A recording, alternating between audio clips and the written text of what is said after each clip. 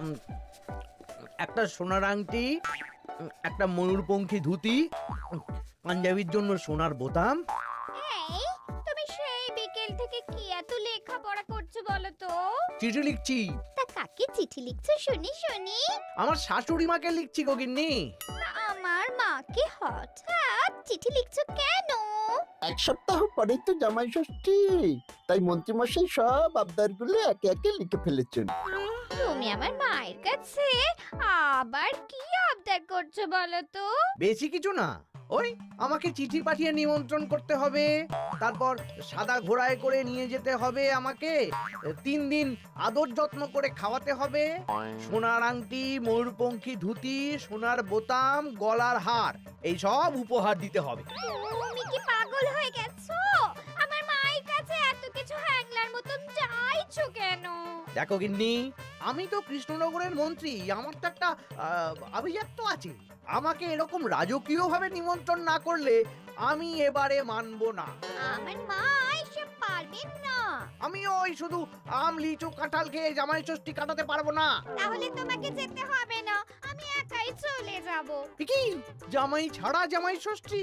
হ্যাঁ হ্যাঁ, আমি আগামীকাল সকালেই চলে যাব।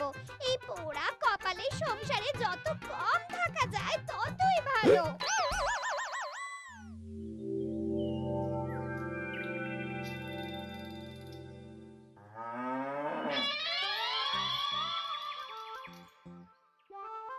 এই, চলো চলো চলো চলো।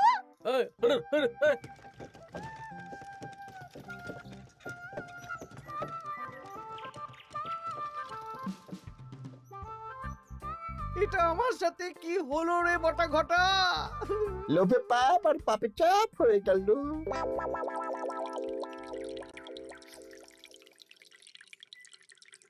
বাহ বাহ, আজ সবাইকেই বেশ খুশি খুশি দেখাচ্ছে। সামনেই তো সবাই শ্বশুর বাড়ি খেতে যাবে, তাই মুখে এত হাসি খুশি ভাব মহারাজ। হ্যাঁ, পরের সপ্তাহেই তো জামাই ষষ্ঠী। তা মন্ত্রী, তোমার কি খবর? আমারও ভালোই খবর। তুমি এত চুপচাপ কেন? আমার জন্য তো আমার শাশুড়ি মা এলাহি আয়োজন করেন, এবারেও নিশ্চয়ই করছেন। কিন্তু গিন্নিমাকে যে দেখলাম আজকেই আপনার শ্বশুর বাড়ি চলে গেলেন, মুখটাও কেমন ভার ভার ছিল। আপনার সাথে ঝগড়া হয়েছে নাকি? এই না না, ঝগড়া কেন করতে যাব? আমি তো গিন্নির সাথে মিষ্টি সুরে কথা বলি। তা গোপাল, তোমার কি খবর?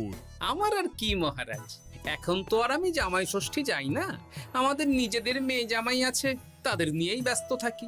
ও, তাই এবারে তারা আসছে তো? হ্যাঁ, আমার গিন্নি তো তাদের জন্য অনেক ভাবনা চিন্তা করে রেখেছে। ওই আম কাঁঠাল লিচু তো আছেই, তার সাথে ওই ইলিশ মাছ, কাতলা মাছ, 5 রকমের সবজি, 2 রকমের ডাল, আরো কত কি। বাবা বাবা, বেশ বেশ, তাহলে তোমাদের সবার জামাই ষষ্ঠীতে ছুটি থাকবে। সব কেনাকাটা করতে হবে তো।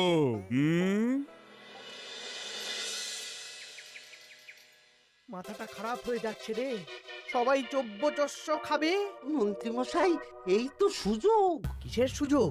আমি বলতে চাইছিলাম যে এই সময় সব সভাসদেরাই তো জামাই ষষ্ঠীর নিমন্ত্রণ রক্ষা করতে শ্বশুর বাড়ি যাবে, আর সবাই কিছু না কিছু কিনে নিয়ে যাবে। হ্যাঁ, শাড়ি গয়না মিষ্টি। আর গোপাল তো ওর জামাইয়ের তদবির করতেই ব্যস্ত থাকবে। গোপালও কেনাকাটা করবে, তাই এই সুযোগটা হাতছাড়া করা যাবে না। হ্যাঁ, সবাই হাত খুলে খরচ করে কেনাকাটা করবে, আর আমি ওই কেনাকাটায় ভাগ বসাবো। একদম এইটাই বলতে চাইছিলাম। শোন, তোরা শুধু ভাবনা চিন্তা করে নে কিভাবে কুচির কাজটা করা হবে। আমি আগামীকাল রাজসভায় একটু বিশদে জেনে নেব যে কে কি কবে কিনছে। কেমন? বেশ, তাহলে তো কাজ আরো সোজা হয়ে গেল। আমরা সোজা কাজ করব, আপনি মজা নেবেন। একদম।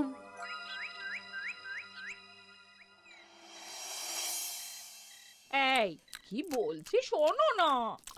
মুখ চলছে, কান খোলা। বলে ভালো। আমি আমাদের জামাইয়ের জন্য একটা আংটি আর মেয়ের জন্য একটা নাক ছাবি বায়না করে এসেছি। হ্যাঁ, মানে মানে তুমি আগামীকাল সন্ধ্যাবেলা দাম মিটিয়ে দিয়ে ওগুলো নিয়ে আসবে, কেমন? ওরে বাবারে কি হলো গো? ষাট ষাট কি হলো?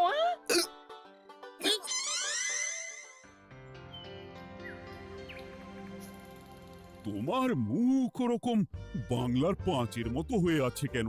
আর বলবেন না মহারাজ, গিন্নি আমাদের মেয়ে জামাইয়ের জন্য একটা আংটি আর একটা নাক ছাবি বায়না করে এসেছে। আজ সন্ধেবেলা আবার সেগুলো নিয়ে আসতে হবে। গোপাল তাই খরচের ভয়ে পাগল হয়ে যাচ্ছে। তো বাকিদের কেনাকাটা কত দূর? আমি ভাবছি ওই আগামীকাল দুপুরেই সব কেনাকাটা করে নেব।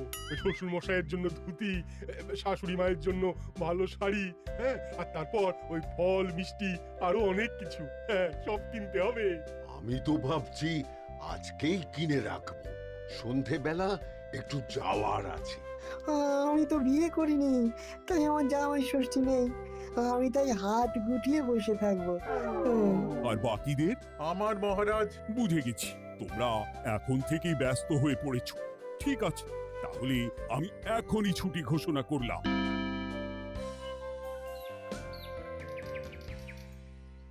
আরে আমার আজকের ভাগ্যটা এতটাই চওড়া যে রাজসভায় শুরুতেই ওই আলোচনা শুরু হয়ে গেল। মানে মানে গোপালের মুখ ভার ছিল, নিজেই কারণ বলে দিল যে আজকে সন্ধ্যাবেলা জামাই আর মেয়ের গয়না কিনতে যাবে। আচ্ছা, আর বাকিরা? বাকিদের ব্যাপারও জেনে নিয়েছি। আমি একটা তালিকা বানিয়ে রেখেছি। কিসের তালিকা? এই যে যে কে কখন কি উপহার কিনতে যাবে। আরে বাস, তোরা দিনে রাতে চুরি কর, বুঝলি, সারা রাজ্যে চুরি কর। রাঘব বোয়ালের খবর তো আমি দিয়েই দিলাম। এর সাথে সাধারণ প্রজাদের ঘরেও চুরি করব? একদম। মন্ত্রীমশাই, এবারে হিসেবটা 50-50 হবে তো? মানে ওই আমরা যা চুরি করে আনবো তার অর্ধেক আপনার আর অর্ধেক আমাদের। কারণ এবারে তো আর গিন্নিমা নেই, তাই আপনার খরচ নেই। এই তোরা কার সাথে কার তুলনা করছিস? আমি এই রাজ্যের মন্ত্রী, তোদের কাজ দিচ্ছি, এটাই তোদের অনেক ভাগ্যের ব্যাপার। হ্যাঁ না হ্যাঁ, যা পাওয়া যাবে তার 80 ভাগ আমার আর 20 ভাগ তোদের। তোরা দুজনে ওই 10-10 করে নিস, যদি না পোষায় বলে দিস। আরে বাবারে, না না ঠিক আছে, আপনার শর্তেই রাজি। তোরা চুরি করবি মুখ ঢেকে বা মুখে কালো রং করে, আর গায়ে হাতে তেল মেখে নিবি, ভুলিস না। আচ্ছা মন্ত্রী মশাই, মনে থাকবে। বুঝলে রানী, আমি সব সভাসদদের আজকে থেকেই জামাই ষষ্ঠীর ছুটি দিয়ে দিয়েছি। ভালোই করেছেন, চলুন না আমরাও আগামীকাল বেরিয়ে পড়ি। হ্যাঁ, তাহলে তো ভালোই হয়। সারা দিন রাত এত কাজের চাপ, এত হিসেব নিকেশ, কয়েকদিন একটু ঘুরে এলে মাথাটা হালকা হবে। তাহলে মহারাজ, আমি এখনই সব গুছিয়ে রাখতে বলছি, কাল সকাল সকাল বেরিয়ে পড়বো। বেশ বেশ, তাই করো, সেটাই ভালো হবে।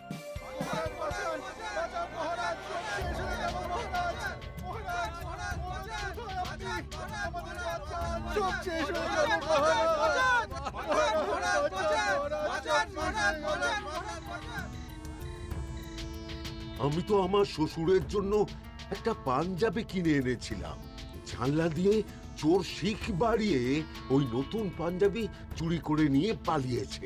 আমিও একটু আগে ওই দুটো থলে নিয়ে কেনাকাটা করে ফিরছিলাম, তারপর দেখি দুদিক থেকে দুটো কালো মতন মুখের লোক এলো আর ছোঁ করে আমার হাত থেকে দুটো থলে নিয়ে পালালো। ছি ছি সেনাপতি, তুমি না আমাদের রাজ্যের সেনাপতি, আর তোমার হাত থেকে চুরি হয়ে গেল?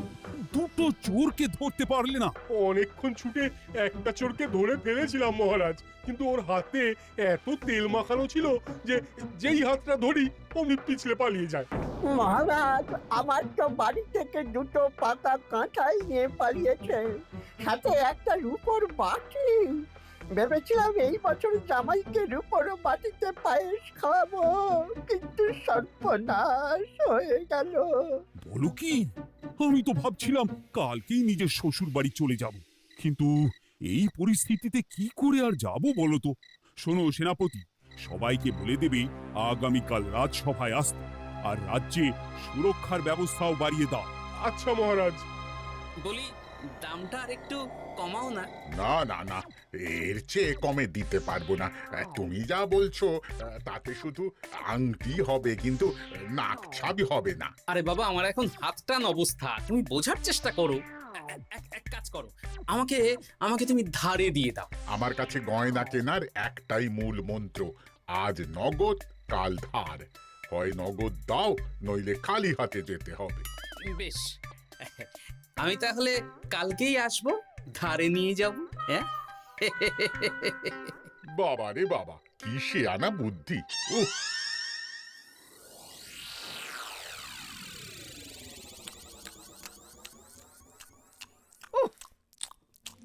একেই বলে চুরি বিদ্যা বড় বিদ্যা, যদি না পড়ো ধরা। ধরা পড়লেই পড়তে হবে হাতে হাত করা। আজকে সন্ধ্যাবেলা তো গোপালের গয়না কিনতে যাওয়ার কথা ছিল, সেটার কি হলো? ধুর, ও যা কিপটে। ও বলছে ধারে গয়না দিন। আমি তো সাকরার দোকানের বাইরে ঠায় দাঁড়িয়েছিলাম। গোপাল খালি হাতে বাড়ি গেল, আর আমিও খালি হাতে চলে এলাম। গোপালের এই চওড়া কপাল। কিন্তু সুযোগ একবার পেলে আমরা হাতছাড়া করব না। হ্যাঁ, তোমাকে যে এত করে বললাম সন্ধেবেলা জামাইয়ের আংটি আর মেয়ের নাক চাবিটা নিয়ে এসো, তা কথা কানে যায়নি নাকি?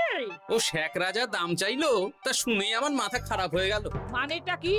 শেখরা বলেছে আজ নগদ কাল ধার, তাই আমি কালকে ধারে নিয়ে আসবো। ওহ, তোমাকে নিয়ে আর পারি না। হ্যাঁ, মেলা কথা না বলে খেতে দাও দেখি। দিচ্ছি। তা বলি, রাজ্যের খবর কিছু শুনেছো? হ্যাঁ, কি খবর? এই যে আজকে সন্ধেবেলায় অনেক জায়গায় চুরি হয়েছে। হ্যাঁ, বলো কি? হ্যাঁ গো হ্যাঁ, আগামীকাল তোমাদের রাজসভার ছুটি বাতিল। রাজবাড়ি থেকে লোক এসেছিল, জানিয়ে গেছে। ব্যাপারটা কি? বলছি হাত পা ধুয়ে নাও, খেতে বসো। বলছি দাঁড়াও।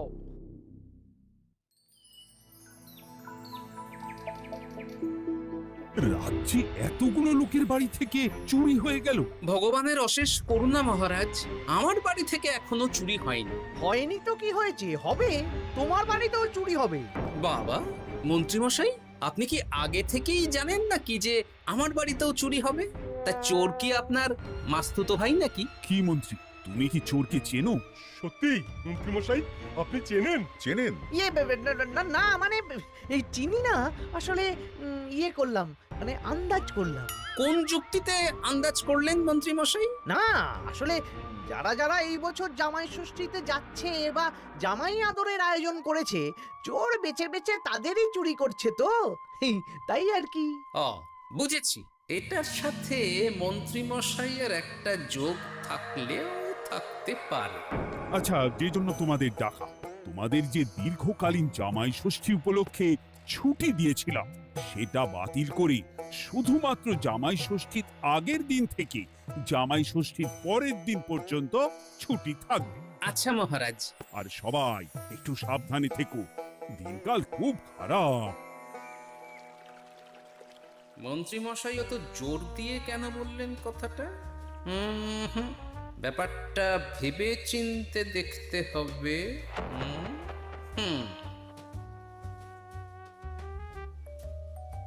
এই তো পুটি, এই পুটি, শোন। বলো। বলছি, তুই বাড়ি যাচ্ছিস তো? হ্যাঁ গো দাদু। শোন না, তোর বাবাকে একবার দুপুরবেলা আমার সাথে দেখা করতে বলিস তো। আচ্ছা দাদু, ঠিক আছে, আমি বলে দেব। বেশ, এই তাড়াতাড়ি আসতে বলিস, কিন্তু বেশি দেরি যেন না করে। ঠিক আছে গো দাদু, বলে দেব।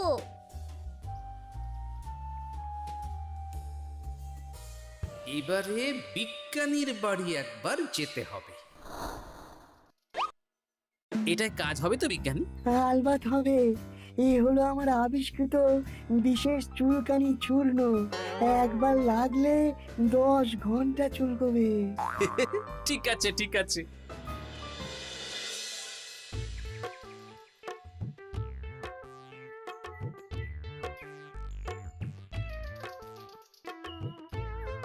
ও গোপাল দাদা, তুমি আমাকে ডেকেছো?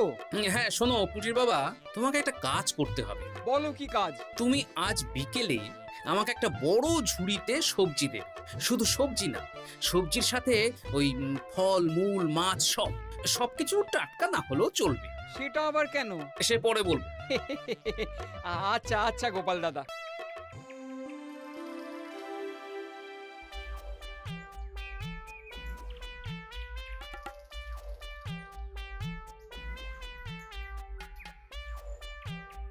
বাবা, পুটির বাবা এত শাক সবজি ফল নিয়ে বাড়ি যাচ্ছ নাকি? না না, গোপাল দাদার বাড়ি যাচ্ছি। জামাই ষষ্ঠীর এলাহি আয়োজন করেছে তো।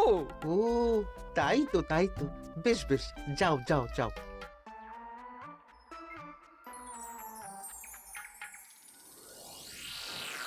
বলিস কি রে? হ্যাঁ, নিজের চোখে আমরা দেখে এলাম। যে পরিমাণ শাক সবজি ফল আছে সেই সব দিয়ে আপনার ওই 1 সপ্তাহ চলে যাবে। তাহলে এই সুযোগ হাতছাড়া করা যাবে না। আজকে ওঁত পেতে থাকবি, কোন রকম সুযোগ পেলেই নিয়ে আসবি। আচ্ছা মন্ত্রী মশাই। এই এসব তুমি কি মেশাচ্ছ ঝুড়িতে? হ্যাঁ, চুপ, এটা চোরের দাওয়াই। এখন এই ঝুড়ি এখানেই থাকবে। যদি মন্ত্রীর কথা মতন চোর বাবাজি নিলেই ফাঁসবে। যাও যাও, আমার জন্য একটু মুড়ি বাদাম নিয়ে এসো, যাও।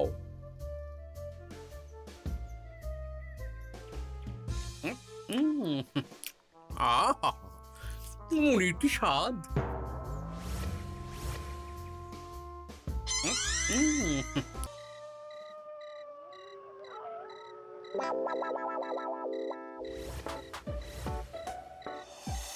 এই কটা সবজি ফলগুলো আমাদের জন্য অপেক্ষা করছে, দেখ দেখ। এ তো দারুণ সুযোগ। দরজা জানালা ভাঙার, শীত কাটার কোনো ব্যাপার নেই। ঠিক, তাহলে আর দেরি কেন, চল।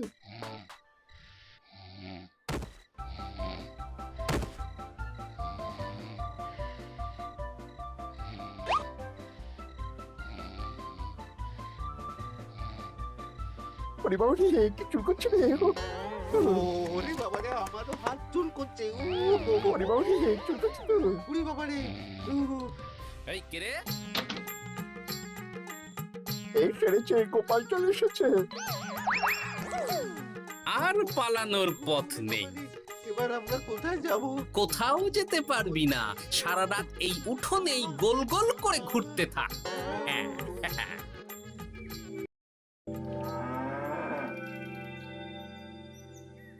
ও এখনো বেটারা এলো না।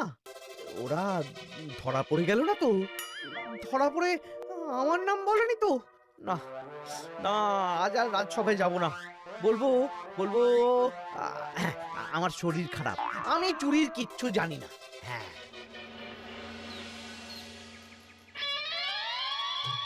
শুধু মন্ত্রী আসেন। মন্ত্রী মশাই ভয়ে আসেননি মহারাজ। মানে? মানে মন্ত্রী মশাইয়ের 2 বিষাক্ত হাত ধরা পড়ে গেছে। এরা দুজনে মন্ত্রী মশাইয়ের নির্দেশে সবার বাড়ি বাড়ি চুরি করেছে, ছিনতাই করেছে। তাহলে আর দেরি কেন, চলুন মন্ত্রীকে ধরে আনি। এ না হয় ধরবেন, কিন্তু উনি যদি অস্বীকার করেন, কারণ চুরির সময় উনি তো উপস্থিত ছিলেন না, যদি বটা ঘটার কথা অস্বীকার করেন। সে ভাবনাও আমার ভাবা আছে। শোন বটা ঘটা, এই তো ভালো বুদ্ধি, চলো সবাই।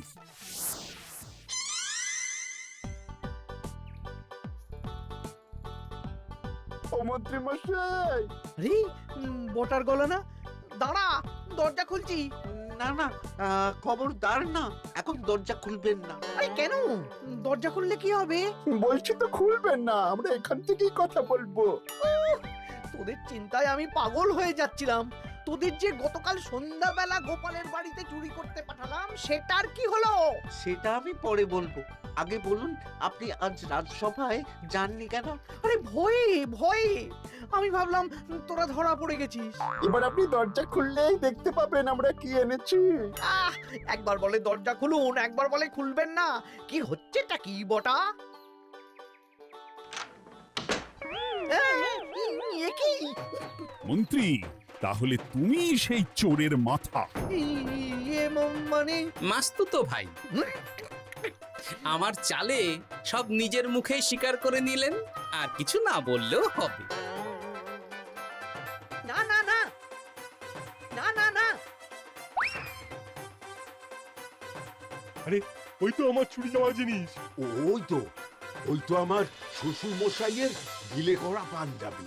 সেনাপতি, মন্ত্রীকে আর বটা ঘটাকে কারাগারে নিয়ে গিয়ে আচ্ছা সে ধোলাই দাও। একদম মেরে জামাই আদর করব। চলুন। আবার ধরা পড়ে গেলাম। এবার সবার ছুটি, যাও যাও, আনন্দ করো, খাও আর খাওয়াও।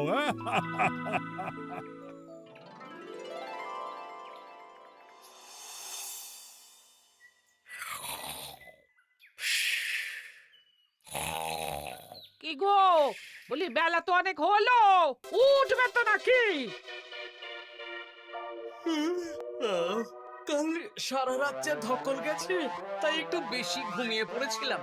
বলি ধকল আবার কি? দিব্যি তো ঘুমাচ্ছিলে। সেটা তুমি বুঝলে তো হয়েই যেত গিন্নি। আসলে সামনেই তো জামাই ষষ্ঠী, তার উপর তুমি যা আয়োজন করেছো, সেটার ধকলেই স্বপ্ন দেখছিলাম আর কি।